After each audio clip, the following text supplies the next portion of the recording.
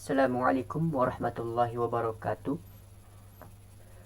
Perkenalkan, nama saya adalah Raihan Hibatullah Ade Firdaus, mahasiswa Teknik Elektro Universitas Swadaya Gunung Jati dengan NIM 124 220 041. Pada kesempatan kali ini, saya akan berbagi sedikit informasi mengenai fluida ya.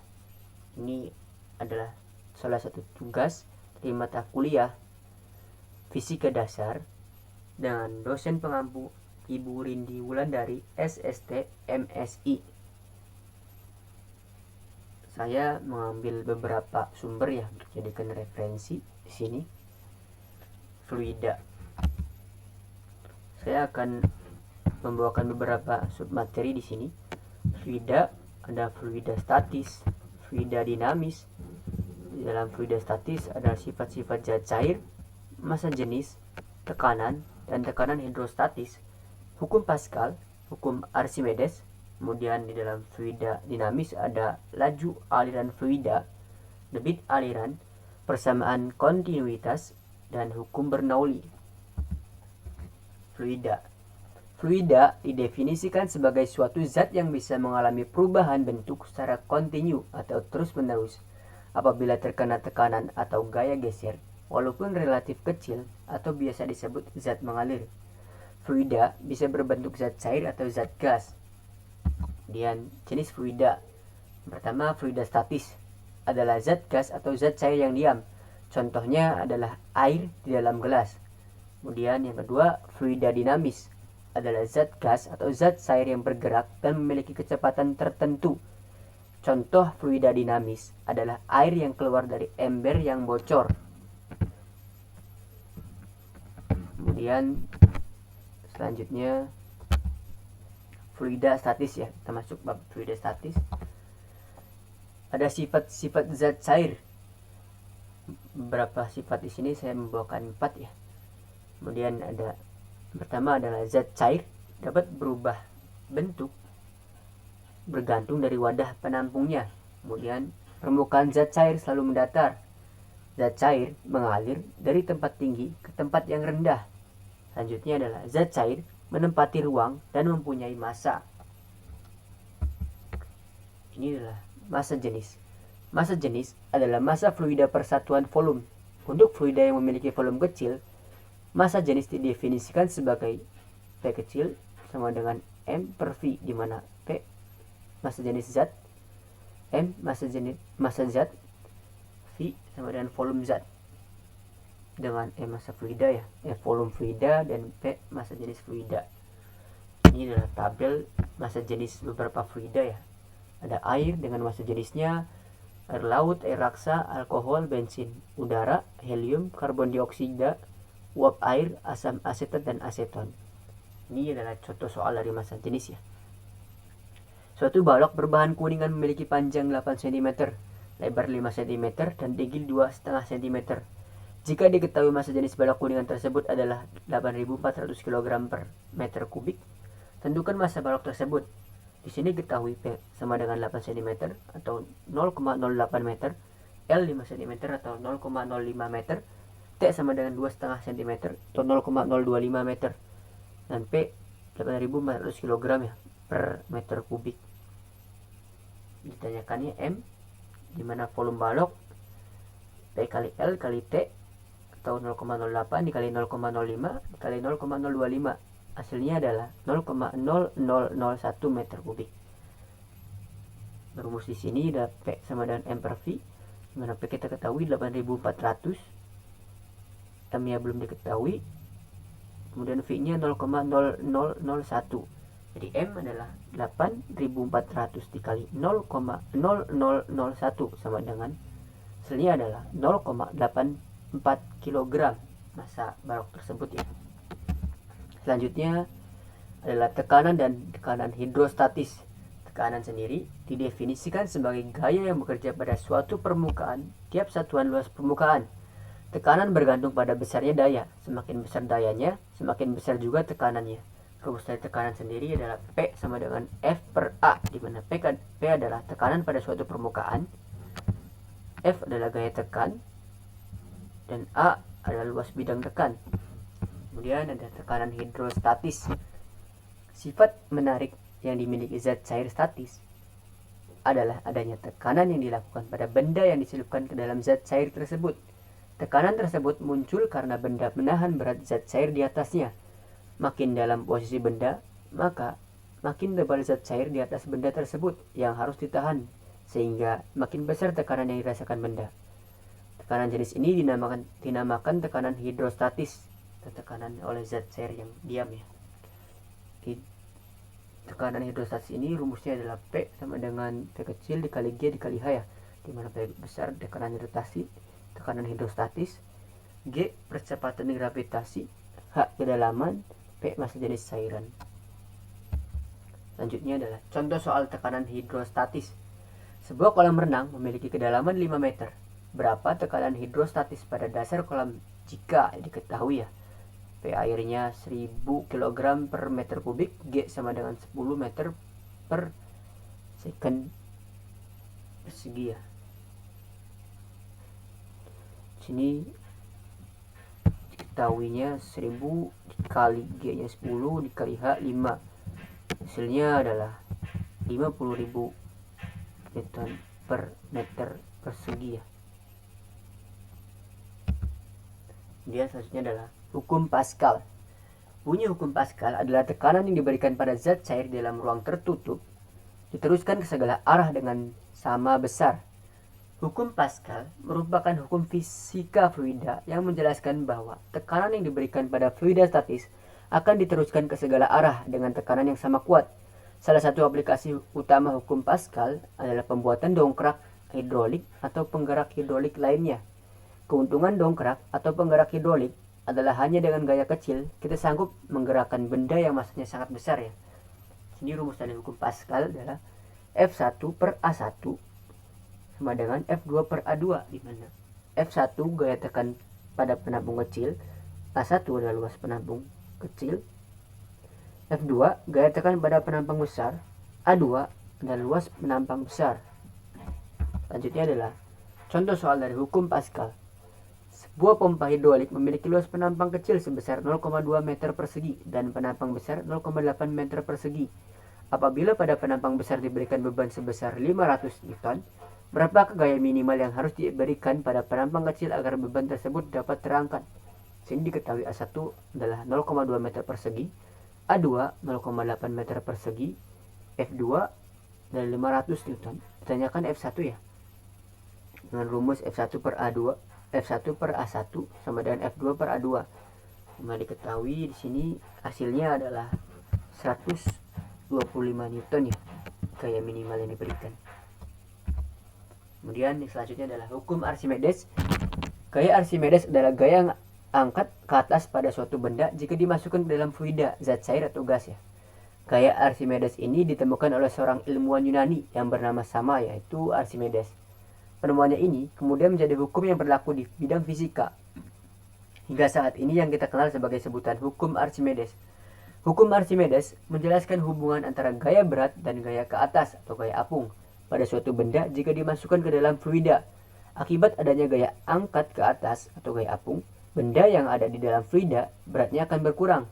Sehingga benda yang diangkat di dalam fluida akan terasa lebih ringan dibandingkan ketika diangkat di darat.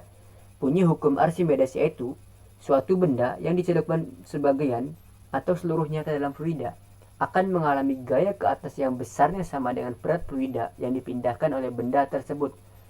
Kapal selam merupakan salah satu contoh penerapan hukum Archimedes dalam kehidupan sehari-hari. Kapal selam mampu mengatur massa jenisnya di dalam air agar bisa menyelam, melayang, dan mengapung di permukaan air. Caranya adalah dengan mengeluarkan atau memasukkan air untuk mengurangi atau menambah massa jenisnya. Hukum Archimedes ini rumusnya adalah FA sama dengan P dikali G dikali V, di mana FA tekanan Archimedes, P-nya massa jenis, G-nya gravitasi, F-nya volume benda tercelup ya. Kemudian selanjutnya adalah contoh soal hukum Archimedes ya. Sebuah benda memiliki massa sebesar 50 kg ketika berada di udara. Kemudian benda tersebut diukur dalam air dan hasil pengukurannya sebesar 25 kg. Jika benda tersebut berada seluruhnya di dalam air dengan massa jenis sebesar 1000 kg per meter kubik, maka volume benda tersebut adalah, di sini kita ketahui M1 50 kg ya, M2 nya 25 kg, P nya 1000 kg per meter kubik. Sini kita cari dulu FA nya dan F nya. FA nya di sini kita ketahui 250 Newton ya. Jadi kita masukkan dalam rumus volume, hasilnya adalah 0,025 meter kubik. Kemudian kita masuk pada bab fluida dinamis. Sini ada laju aliran fluida. Salah satu besaran yang penting dalam pelajari fluida bergerak adalah laju aliran fluida. Laju aliran mengukur jarak yang ditempuh satu elemen dalam fluida per satuan waktu. Laju aliran biasanya diukur dalam satuan seperti liter per detik atau galon per menit. Laju aliran merupakan konsep penting dalam banyak bidang termasuk teknik, fisika, dan kimia, karena dapat digunakan untuk menentukan efisiensi suatu sistem atau jumlah material yang diangkut. Dalam dinamika fluida, laju aliran sering digunakan untuk menghitung kecepatan fluida yang dapat membantu memprediksi bagaimana fluida akan berperilaku dalam situasi yang berbeda. Sebuah elemen fluida berpindah sejauh delta X dalam selang waktu delta T. Laju aliran fluida didefinisikan sebagai F sama dengan delta X per delta T ya. Kemudian ada debit aliran. Debit aliran pada fluida yang bergerak memiliki besaran dinamakan debit ya. Debit adalah laju aliran air. Besarnya debit menyatakan banyaknya volume air yang mengalir setiap detik. Contoh penerapan debit fluida adalah menghitung debit air yang mengalir di sungai ya.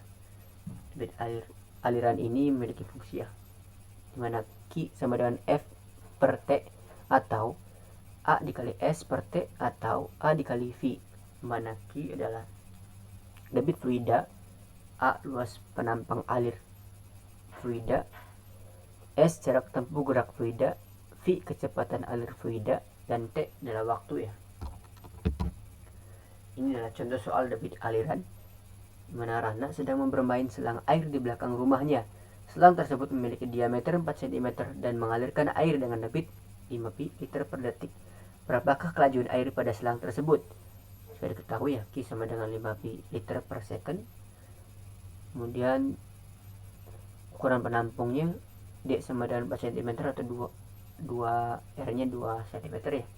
Dimana rumus debitnya kita masukkan Q sama dengan Q per A ya. Dari rumus debit Q sama dengan A dikali V. Dan kita dapatkan hasilnya adalah 12,5 meter per second lajuan air pada selang tersebut ya. Kemudian ada persamaan kontinuitas. Pada saat kita menyiram tanaman dengan menggunakan selang dan jarak tanaman jauh dari ujung selang, maka yang kita lakukan adalah memencet ujung selang supaya luas permukaan ujung selang menjadi semakin kecil. Akibatnya, kecepatan air yang memancar semakin besar, disebabkan debit air yang masuk harus sama dengan debit air yang keluar. Persamaan kontinuitas adalah persamaan yang menghubungkan kecepatan fluida dari satu tempat ke tempat lain. Pada umumnya, fluida yang mengalir masuk ke dalam suatu volume yang dilingkupi permukaan di titik tertentu akan keluar di titik lain. Anggap suatu fluida masuk ke dalam sebuah pipa, massa yang masuk ke salah satu ujung pipa harus sama dengan massa fluida yang keluar di ujung lainnya, walaupun memiliki diameter yang berbeda. Dapat dikatakan bahwa massa yang masuk dan massa yang keluar adalah konstan. Berdasarkan prinsip kontinuitas dan kekalahan massa, maka kita tahu ya beberapa rumus dari persamaan kontinuitas. M1 sama dengan M2, P kecil dikali F1 sama dengan P kecil dikali F2, A1 kali L1, A2 dikali L2, atau A1 kali V1 dikali delta T sama dengan A2 dikali V2 atau dikali delta T ya. Atau A1 dikali F1 sama dengan A2 dikali F2. Di sini luas A1 nya kita tahu luas penampang ujung pipa diameter besar ya. A2 nya luas penampang ujung pipa diameter kecil. F1 nya kecepatan aliran fluida diameter besar. F2 nya kecepatan aliran fluida diameter kecil. L nya jarak tempuh fluida. T nya waktu tempuh fluida ya. Ini adalah contoh soal dari persamaan kontinuitas. Sesuai dengan gambar, ketahui dari A1 nya adalah 0,5 meter persegi, A2 nya 0,1 meter persegi, F1 nya 2 meter per second ya. Yang cari adalah F2. Jawab F2, A1 dikali F1 sama dengan A2 dikali F2 dikali 0,5 dikali 2 sama dengan 0,1 dikali F2. 1 sama dengan 0,1 dikali F2. F2 adalah 10 meter per second ya. Jadi nilai F2 nya itu 10 meter per second. Artinya volume pada F2 ini lebih besar daripada F1 ya. Kemudian ada hukum Bernoulli. Hukum Bernoulli adalah jumlah dari tekanan, energi kinetik tiap volume, dan energi potensial tiap volume di setiap titik sepanjang aliran fluida adalah sama. Sedangkan bunyi hukum Bernoulli itu sendiri adalah jumlah dari tekanan serta energi kinetik dan energi potensial tiap volume yang berada di setiap titik aliran fluida adalah sama. Penerapan hukum Bernoulli dalam kehidupan sehari-hari adalah seperti gaya angkat pesawat terbang yang berlaku pada kedua sayap pesawat terbang tersebut. Ketika pesawat meluncur bersiap untuk take off di landasan pacuan, tekanan pada sisi atas badan pesawat tersebut akan lebih kecil daripada bagian bawah badan pesawat. Sebaliknya, kecepatan bagian atas pada pesawat lebih tinggi daripada bagian bawahnya ya. Kemudian ini adalah rumus dari hukum Bernoulli. Ini mengambil dari referensi Ruang Guru ya. Rumus seperti ini, dimana P1 tambah setengah P kecil kali V1 kuadrat tambah P kali G kali H1. P2 sama dengan P2 tambah setengah kali P kecil kali V2 kuadrat tambah P kali G kali H2. Ini juga sama rumusnya. Kemudian ini adalah contoh soal dari hukum Bernoulli. Diketahui sebuah penampung air yang berlubang pada bagian dasarnya memiliki ketinggian permukaan air sebesar 120 cm dari dasar penampung. Itulah kecepatan aliran air pada lubang tersebut. Ini adalah pembahasannya ya. Kita cari dulu V1 nya. V1 kita dapatkan di sini adalah 0.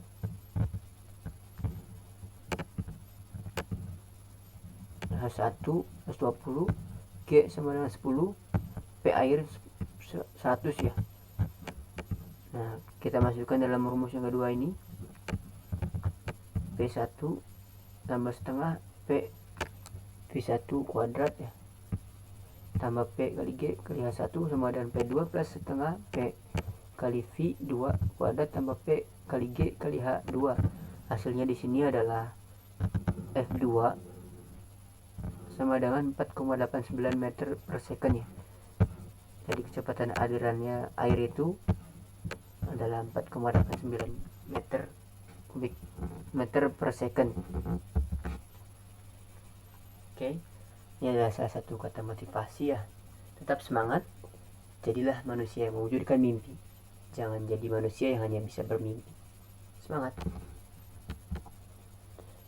Sekian presentasi saya, kurang lebihnya mohon maaf apabila ada kesalahan pengucapan, kesalahan informasi atau yang lainnya. Saya mohon maaf. Sekian dari saya. Wassalamualaikum warahmatullahi wabarakatuh.